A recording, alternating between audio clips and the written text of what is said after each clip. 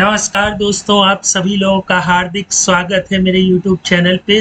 दोस्तों, आज हम लोग अकाउंटिंग सॉफ्टवेयर यूजिंग पाइथन की सीरीज में बैकएंड के विषय में अध्ययन करेंगे। ठीक है, फ्रंट एंड और बैक एंड होता क्या है? देखिए, फ्रंट एंड मतलब जो हमारे फ्रंट में हो और बैक एंड मतलब जो हमारे बैक में हो, मतलब पीछे हो।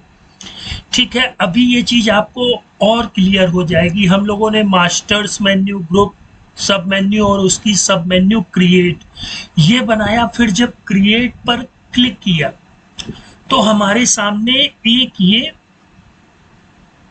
स्क्रीन ओपन हो गई, जहां पर हम ग्रुप नेम और पेरेंट ग्रुप लेकर के जैसे ही सेव करें तो ये जा करके एक डेटाबेस में क्या हो, सेव हो जाए। ठीक, अब ये डेटाबेस क्या होता है ना दोस्तों? तो डेटाबेस को यूं समझिए, हमारे पास कोई फॉर्म है, हमने उसमें कोई चीज लिखी, सेव किया, वो तुरंत जा करके डेटाबेस में स्टोर हो गया। मतलब नहीं आया ना समझ में? फिर से मैं समझाता हूँ। आपने अपना मोबाइल फोन लिया, ठीक है, ये मोबाइल रहा, यहाँ पे 1 से 10 तक गिनती लिखी हुई है ना, सॉरी 0 2 है ना, 1 2 3 मोबाइल। ठीक, अब यहाँ पे किसी का नंबर आपने लिखा, ठीक, फिर इसको क्या करते हैं हम लोग, सेव करते हैं मोबाइल के डेटाबेस में, सेव करते हैं तो वो स्टोर हो जाता है। फिर जब हम उसको सर्च करते हैं तो वो हमें विजिबल हो जाता है।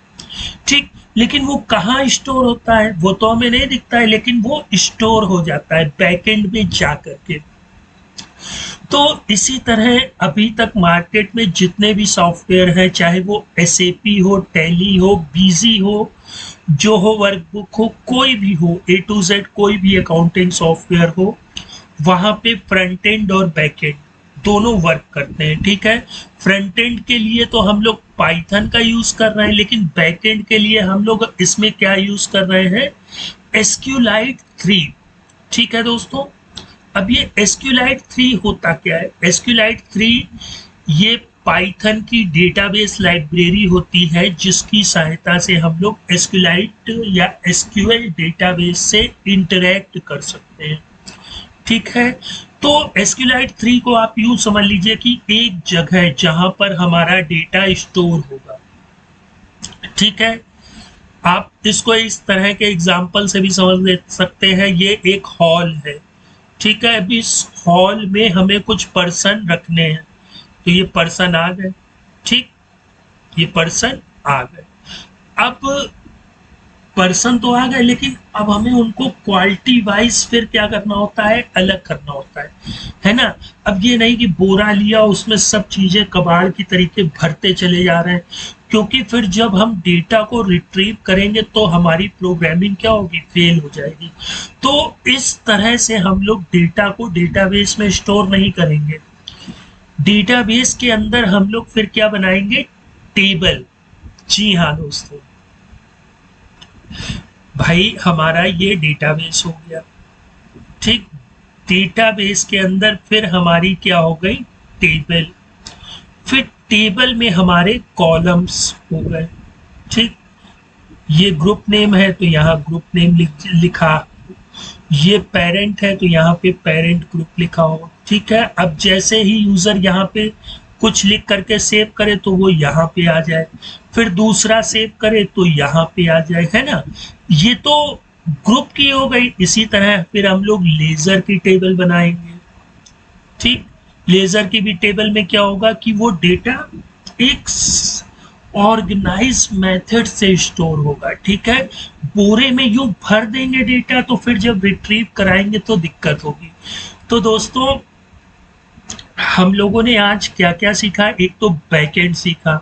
ठीक है, फिर बैकएंड में हम लोग कौन सा डेटाबेस यूज कर रहे हैं, SQLite 3। SQLite 3 को पाइथन में यूज करने के लिए आपको इंपोर्ट कराना होगा, बस सिंपली इंपोर्ट SQLite 3 इतना लिखना होगा। ठीक है, फिर दूसरी चीज, हम लोग डेटाबेस कैसे जनरेट करेंगे।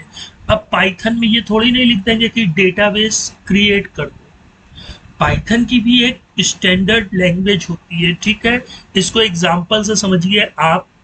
चाइना में गए और वहाँ के रेस्टोरेंट में खाना खा रहे हैं, तो आप वहाँ पे हिंदी में अगर किसी भी वेटर से कहेंगे कि भैया दो, मतलब कुछ भी, डोसा इडली, वैसे वहाँ मिलता नहीं है दोस्तों डोसा इडली, वो तो सब नॉन वेज है ना। मैं एक एग्जांपल दे रहा हूँ आपको, ठीक है, अभी आप लोगों को रेस्टोरेंट पहुँचना नहीं है, ठीक है, एक एग्जांपल समझना है कि मैं वहाँ गया और हिंदी में बोल रहा हूँ, दो लोग हैं और मैंने कहा कि एक एक प्लेट डोसा दे दो, तो वो चाइनीज हमको ऐसे देखेगा जैसे उसे कुछ समझ में ही नहीं आया, है ना। तो चाइना में हमें अपनी बात समझाने के लिए चाइनीज आनी चाहिए, है ना, क्योंकि वहाँ पे इंग्लिश भी बहुत कम लोग बोलते हैं और इंग्लिश एक इंटरनेशनल लैंग्वेज है, तो ये कम्युनिकेशन का एक साधन है। अब पाइथन में आप लिख दो क्रिएट डेटाबेस, है ना, अब और कौन लिख रहा है कि भैया डेटाबेस बना दो, फिर दूसरा लिख रहा भाई साहब डेटाबेस बना दो, तो ऐसे नहीं बनाता है पाइथन। पाइथन की एक स्टैंडर्ड लैंग्वेज होती है, ठीक है। अब इसको कुछ लोग कहेंगे ये तो रटना हुआ, तो भाई देखिए कुछ सिंटेक्स होते हैं, कुछ लॉजिक होते हैं जो लैंग्वेज में हमें रटना पड़ता है।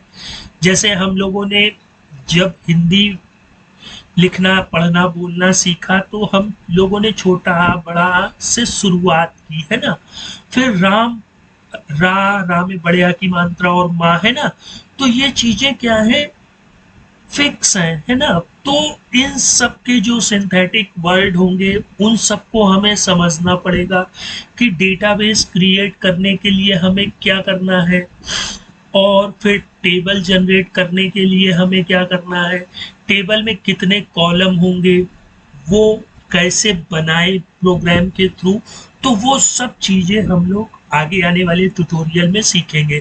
तो दोस्तों आज का टॉपिक कैसा लगा कमेंट बॉक्स में जरूर बताइएगा। आप नेक्स्ट टाइम मिलते हैं इसी के पार्ट सेकेंड में, तब तक आप लोग अपना ख्याल रखिएगा। गुड बाय दोस्तों।